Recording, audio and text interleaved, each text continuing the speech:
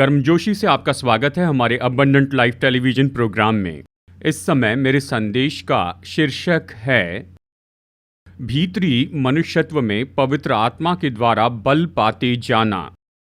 ये तो बहुत ही महत्वपूर्ण विषय है और इसके लिए बुनियादी वचन है इफिसियों 3:16 कि वो अपनी महिमा के धन के अनुसार तुम्हें ये दान दे कि तुम उसके आत्मा से अपने भीतरी मनुष्यत्व में सामर्थ पाकर बलवंत होते जाओ। अब ये भीतरी मनुष्यत्व कौन है? बाइबल इस भीतरी मनुष्यत्व को कहती है नया मनुष्यत्व। तो ये भीतरी मनुष्यत्व कौन है? नया मनुष्यत्व कौन है? एक शब्द में ये नया मनुष्य एक ऐसा व्यक्ति है जिसने उद्धार पाया।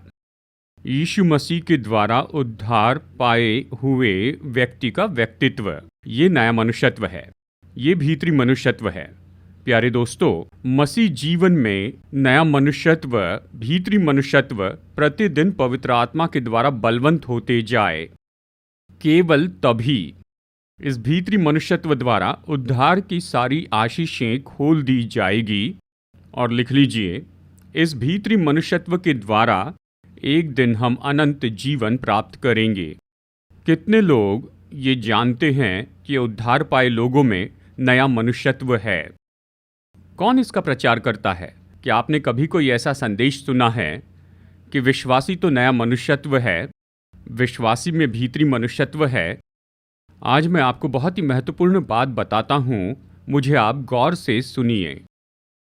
उद्धार में सारी आशीषें ये भीतरी मनुष्यत्व के द्वारा खोली जाती है केवल तब जब पवित्र आत्मा हमारे भीतरी मनुष्यत्व को प्रतिदिन बल देता है। समस्या तो ये है, बहुत से विश्वासी अपना जीवन जी रहे हैं पुराने मनुष्यत्व के साथ। जानते हैं, हम सब में नया मनुष्यत्व है और हम सब में जिनका उद्धार हुआ है, हम में पुराना मनुष्यत्व भी है। मसीह विश्वासियों में परेशानी तो ये है कि वो कोशिश कर रहे हैं कि अपना मसीह जीवन पुराने मनुष्यत्व के साथ जिए। ये संभव नहीं है। पुराना मनुष्यत्व तो हमेशा एक कमज़ोर मनुष्यत्व है, वो तो अयोग्य मनुष्यत्व है, पर्याप्त नहीं है। दूसरे शब्दों में हम इसे अपने मसीह जीवन में इसे पुराना स्वभाव भी कह सकते हैं। बहुत से लोग इस पुराने मनुष्यत्व पर आधारित हैं और कुछ भी नहीं हो रहा है। क्यों? क्योंकि पुराने मनुष्यत्व में कोई भी क्षमता नहीं होती है कि उद्धार की आशीषों को खोलते जाए। ये तो केवल नया मनुष्यत्व खोल सकता है। तो प्यारे दोस्तों, इस संदेश को सुनिए। प्रतिदिन पवित्र आत्मा को हमें बल देते जाना है, हमारे अंदर के नए मनुष्यत्व को, भीतरी मनुष्यत्व को। तो अगला सवाल ये है, किसके द्वारा पवित्र आत्मा हमें बल देती जाए? अब थियोलॉजिकली ये तो बहुत ही महत्वपूर्ण मुद्दा है।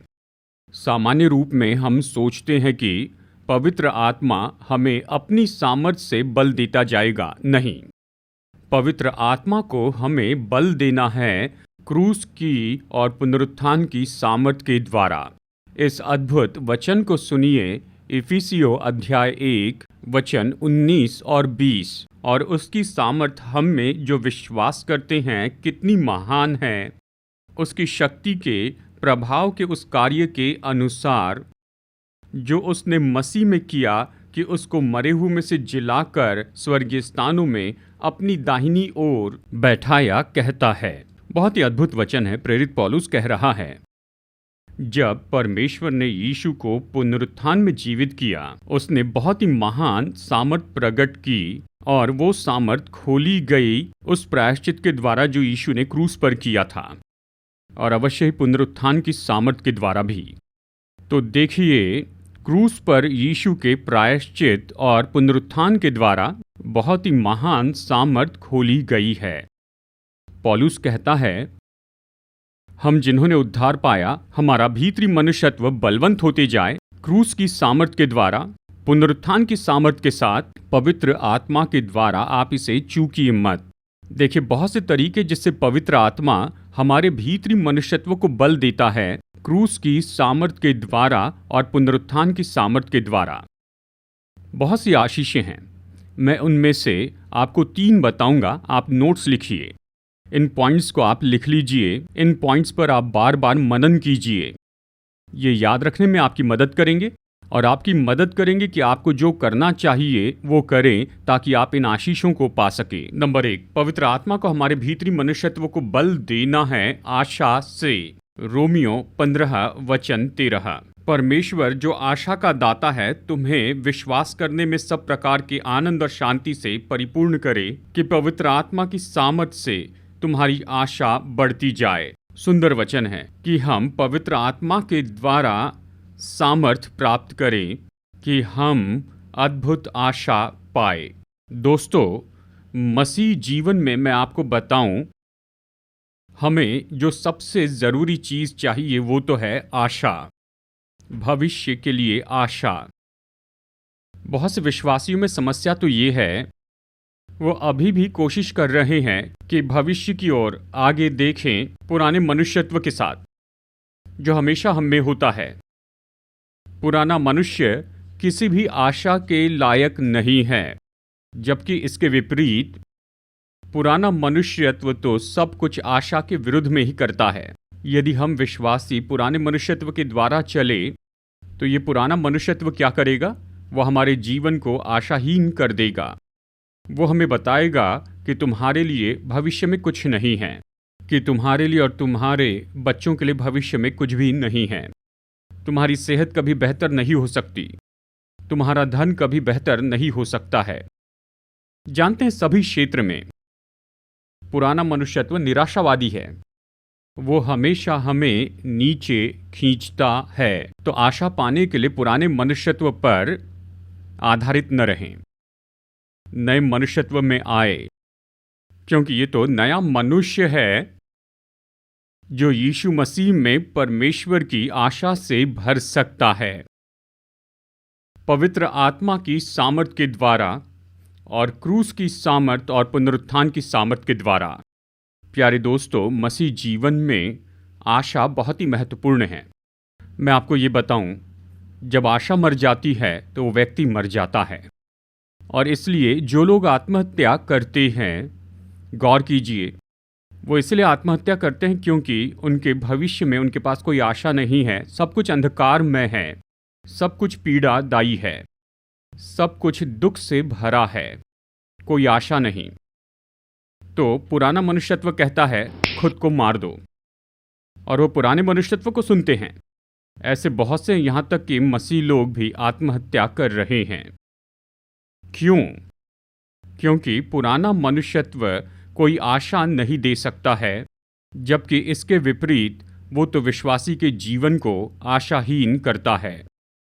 तो प्यारे दोस्तों, हमें नए मनुष्यत्व पर आधारित रहना है आशा के लिए। इस अद्भुत वचन को सुनिए, नीति वचन अध्याय 13 वचन 12, जो विश्वासी के जीवन में आशा के महत्व के बारे में यहाँ बताता है। जब आशा पूरी होने में विलंब होता है तो मन शिथिल होता है, परंतु जब लालसा पूरी होती है तब जीवन का वृक्ष लगता है। बाइबल में इस वचन को रेखांकित कीजिए। ये तो बहुत ही अद्भुत वचन है। जहाँ कोई आशा नहीं है तो वह व्यक्ति शिथिल हो जाता है, यहाँ तक कि मरे जैसे होता है। लेकिन जहाँ भी आशा होती है, ये जीवन का वृक्ष होती है।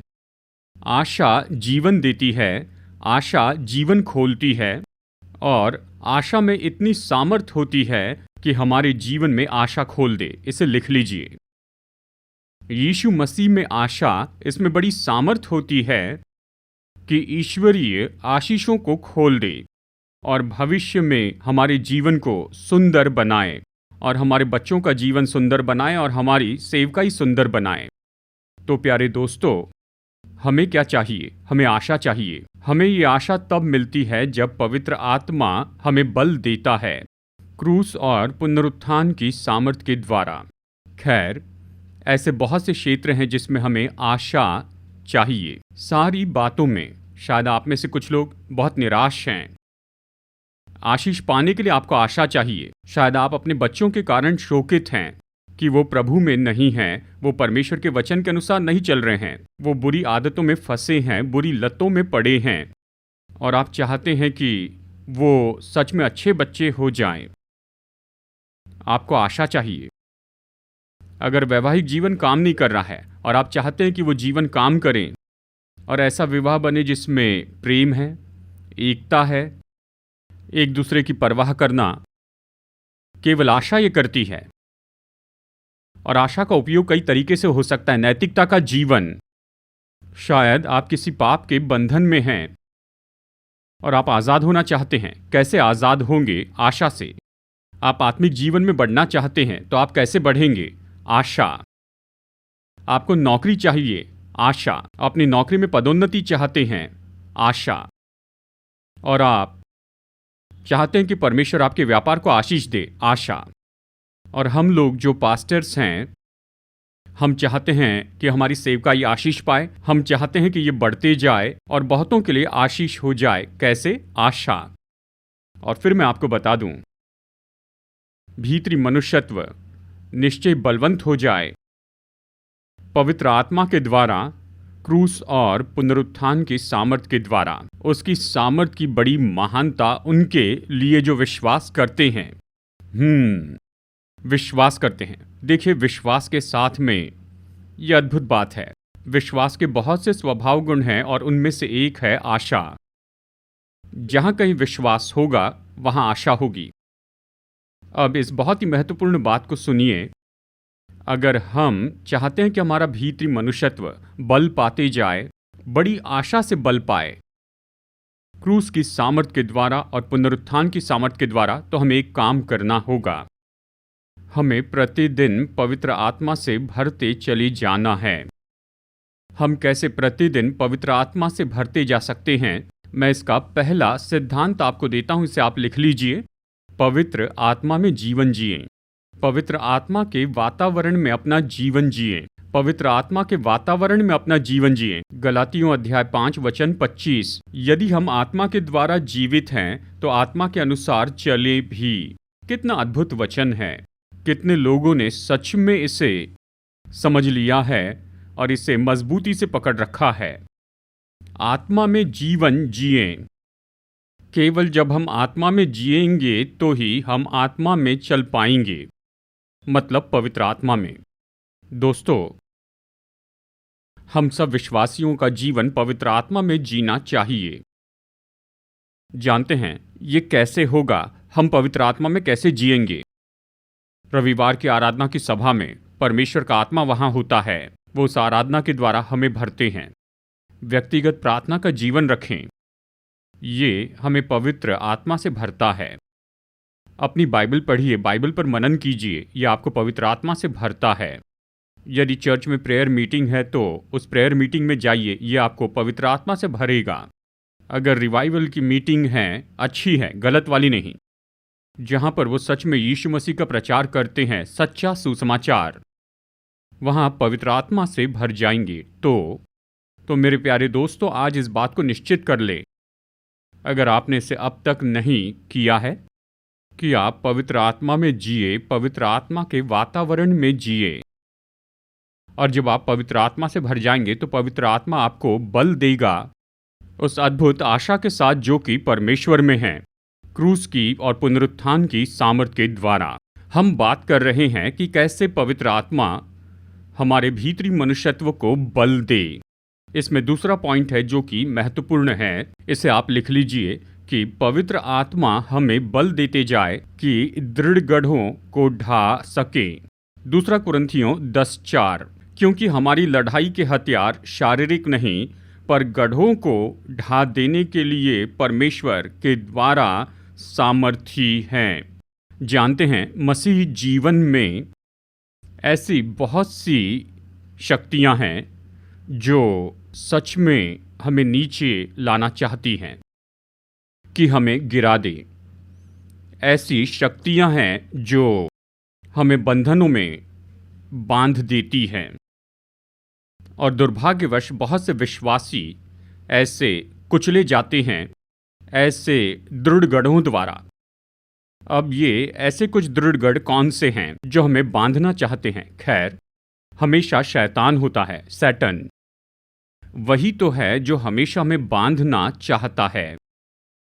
हमारे परिवारों को, हमारे वैवाहिक जीवन को, हमारे बच्चों को, हमारी सेहत को, हमारे नैतिकता के जीवन को, आत्मिक जीवन को, और ये सब। और फिर एक और हैं दुष्ट आत्माओं की ताकतें। प्रेरित पौलुस इन दुष्टात्माओं की शक्तियों के बारे में इफिसियों अध्याय 6 में बताता है।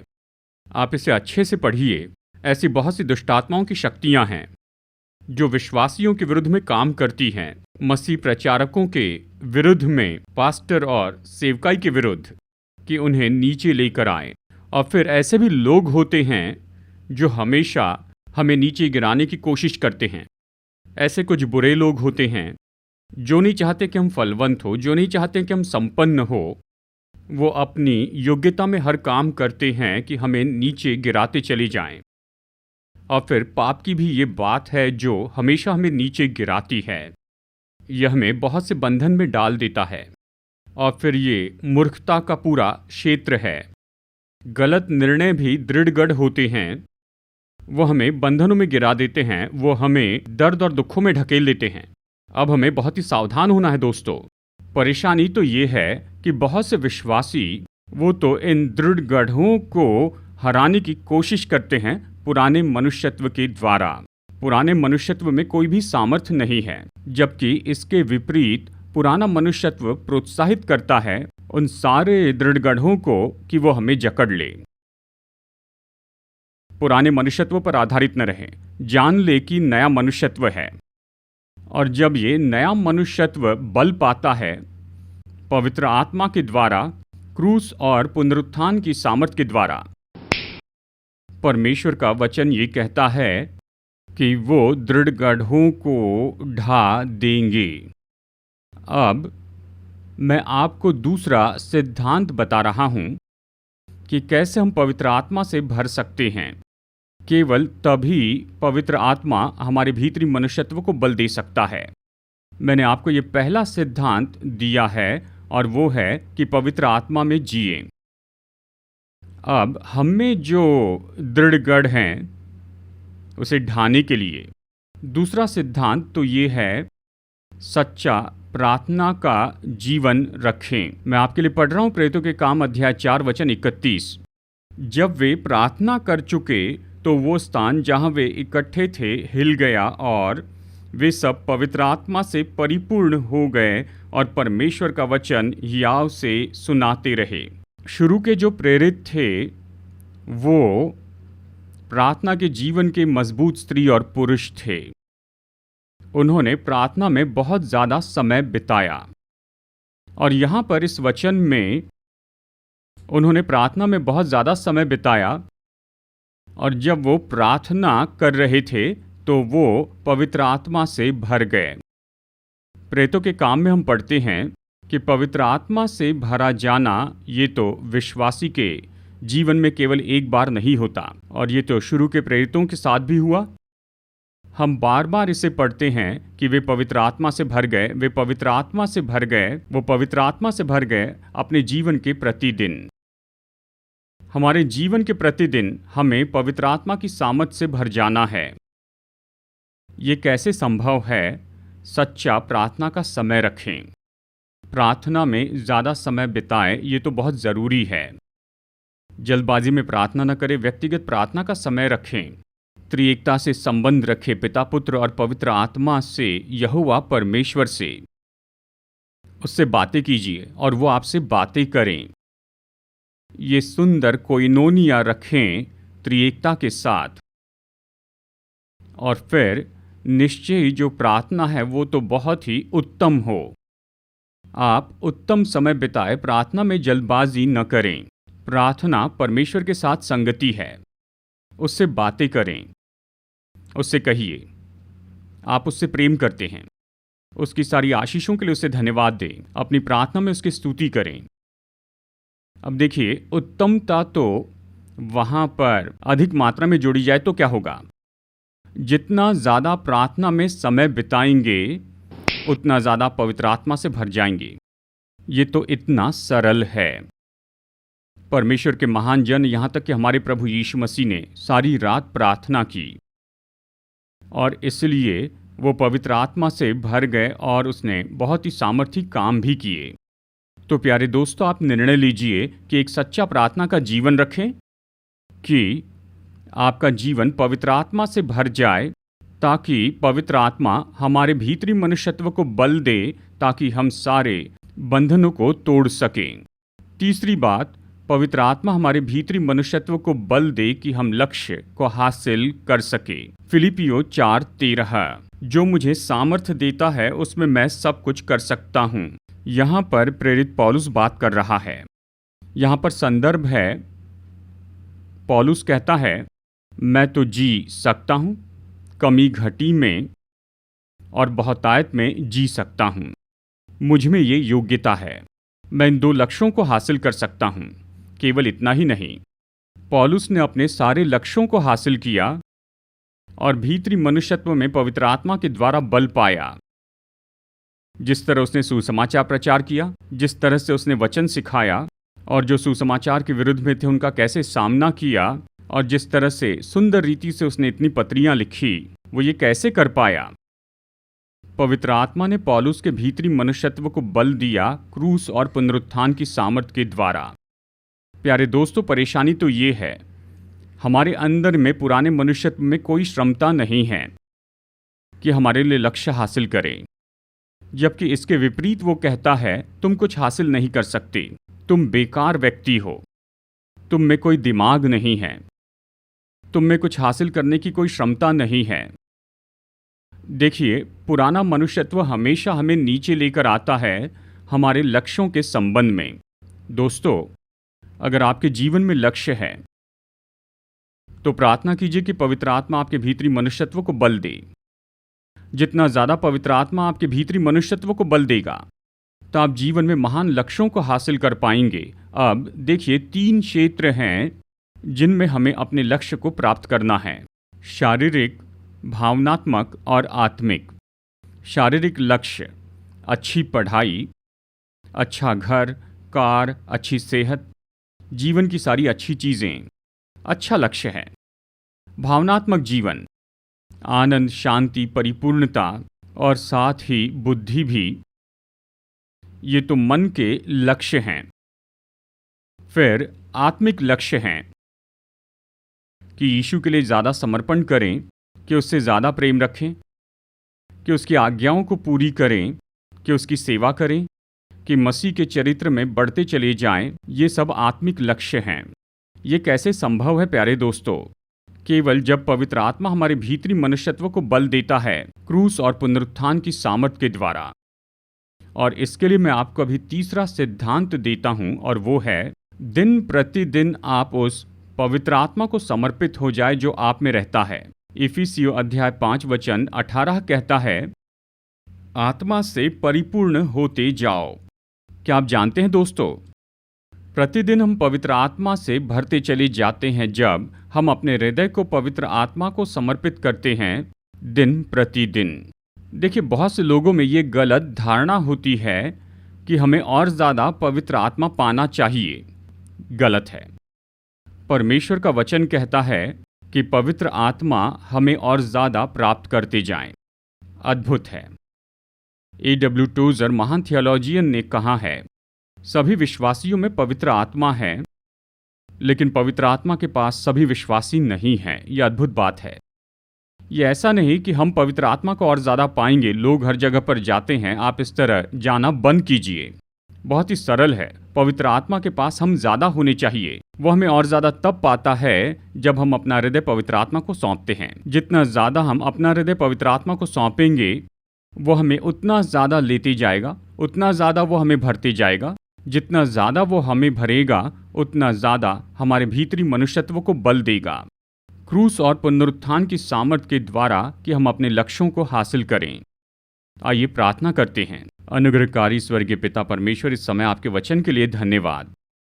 इस अद्भुत संदेश के लिए आपका धन्यवाद हो प्रभु, कि हमारा भीतरी मनुष्यत्व पवित्र आत्मा के द्वारा बल पाते जाएं, आपके क्रूस की और पुनरुत्थान की सामर्थ के द्वारा। पवित्र आत्मा, हम प्रतिज्ञा करते हैं कि हम आपके वातावरण में जिएंगे। आप हमारे भीतरी मनुष्यत्व को आशा के द्वारा बल दीजिए, क्रूस और पुनरुत्थान की सामर्थ के द्वारा। पवित्र आत्मा, हम निर्णय लेते हैं कि हम मजबूत प्रार्थना का जीवन रखेंगे।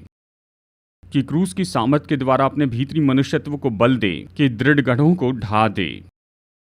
पवित्र आत्मा, हम निर्णय लेते हैं कि हर एक प्रार्थना में हम पश्चाताप के साथ आपको समर्पित हो जाएंगे, और जैसे हम इसे करते हैं हमारे हृदय को भरिए। पवित्र आत्मा, हमारे जीवन को भरिए अपनी उपस्थिति से और मदद कीजिए कि उन सारे लक्ष्यों को हासिल करें जो हमारे हैं। क्रूस और पुनरुत्थान की सामर्थ के द्वारा अपने लोगों को आशीष दीजिए। इन्हें अच्छी सेहत और बल दीजिए। हर क्षेत्र में इन्हें आशीष दीजिए। इनकी प्रार्थना सुनिए और इन्हें बहुतायत का जीवन दीजिए। हमारे उद्धारकर्ता प्रभु यीशु के नाम में प्रार्थना करते हैं, आमीन। मैं भरोसा करता हूं कि जो संदेश मैंने आपको बताया वो आपके लिए आशीष है। इस टीवी सेवकाई में बहुत सा खर्चा जुड़ा है। अगर पवित्र आत्मा आपकी अगुवाई करता है कि हमें योगदान दें, तो स्क्रीन पर दिए हुए इस QR कोड को नोट कीजिए, इसकी तस्वीर लीजिए और आप अपने डोनेशन ऑनलाइन भेज सकते हैं। साथ ही नोट कीजिए ऑनलाइन बैंक डिटेल्स जो स्क्रीन पर दिए गए हैं। आप अपनी भेंट राशि इसके द्वारा भी भेज सकते हैं। आप में से कुछ लोग पुराने तरीके का उपयोग करना चाहते हैं तो आप मनी ऑर्डर से भेज सकते हैं। कृपया हमारा एड्रेस नोट कीजिए, abundant life 153 3RT, Vijaynagar colony, Hyderabad 50057, Telangana, India. तो आइए बेनेडिक्शन के लिए सिर झुकाते हैं। अब हमारे प्रभु यीशु मसीह का अनुग्रह, परमेश्वर का प्रेम और पवित्र आत्मा की संगति आपके साथ बनी रहे, आपके परिवार के साथ, आप जो करते हैं आपके कामों में अब से लेकर सदा तक बनी रहे। आमीन।